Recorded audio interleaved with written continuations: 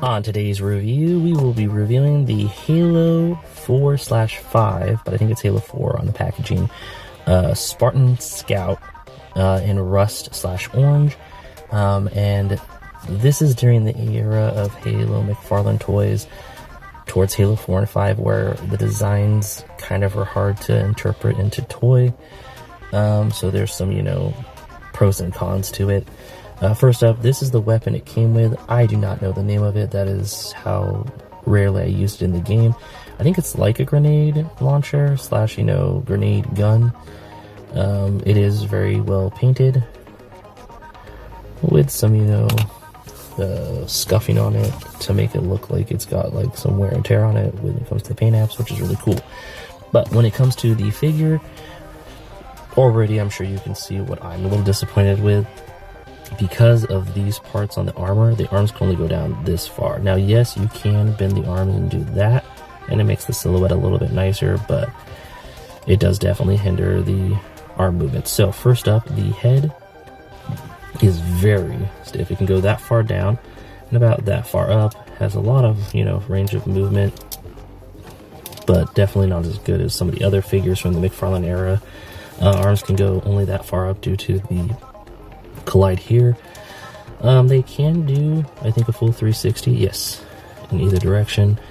There is, of course, the articulation at the bicep right here and at the elbow area over here in the forearm, and then of course it has that signature articulated wrist, so you can get them to go in all kinds of cool poses. So luckily that stayed when they moved on from Halo Reach and Halo 3 and stuff like that, and the Anniversary Edition. Movement at the waist is not the greatest. The movement is definitely in the chest. Leg articulation is definitely not the same as the Halo Reach era. You can't even get the legs to kind of move the way you want them to get it. And then of course, there's no hip swivel. Knee bend is improved though to the sleek design of the Halo 4 Spartan armors, and then of course there is the foot movement thanks to the awesome movement down there with some swivel there. There's some swivel up here, and then of course there is the toe bend, but it is not as I want to say mobile as the Halo Reach and Halo 3 era. But yeah, the paint apps are still really good, especially for something that doesn't have as many areas to paint. There's still, little LED lights and arrows and stuff. Even the chest has some really cool insignias and the UNSC on it. And then, of course, the helmet has that really cool design. But it's just not as easy to pose and not as, refined as the older waves. The visor is still painted. It's just the Spartan Scout has a very small visor.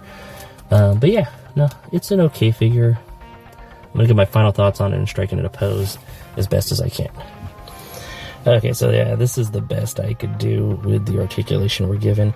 Those, hips are really not that great. But overall, on a shelf presence, it is decent.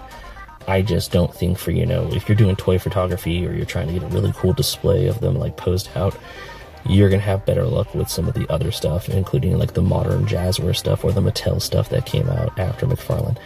So what do I give the Spartan Scout from Halo 4/5 McFarlane toys? I'm going to give this a 3 out of 5, actually. I'm not a big fan of the articulation. I think the 3 out of 5 is because of the paint apps and the detail and just, the fact that it is a pretty decent looking figure to stare at, but, it doesn't quite get the 5 because the articulation is very hindered by the design, which I don't put on McFarlane. That's really just, the game design aspects of it. But yeah, still a fun figure to have. Let me know in the comments down below if you collect any of the Halo 4 or 5 McFarlane era figures. If you're a fan of this design and these things, there's nothing against it. It's just, it definitely has a harder time in posing. Like always, hit that like, share with anyone who's a Halo fan, leave that comment, hit the notification bell for the next one, subscribe if you're not. If you are, thank you so much, and I'll catch you in the next one.